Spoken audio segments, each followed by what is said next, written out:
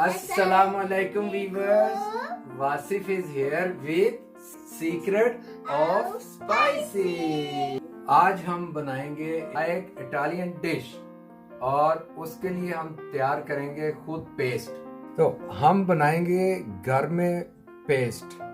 तो इस पेस्ट के लिए हमें फ्रेश बियो एक बंद बासिल चाहिए, इसके साथ ऑलिव ऑयल 100 मिलीलीटर और इसमें जाएगा कैशू और कैशू हमें चाहिए 50 ग्राम, पार्मेसान आल्सो 50 ग्राम। इसके साथ 1 से 2 लहसुन की थुरियां और साथ में हमें चुटकी भर नमक चाहिए और काली मिर्च। सबसे पहले हम इसको काटेंगे और सब चीजों को मिक्सर में डाल के 1 से 3 मिनट तक मिक्स करेंगे और हमारी पेस्ट तैयार है।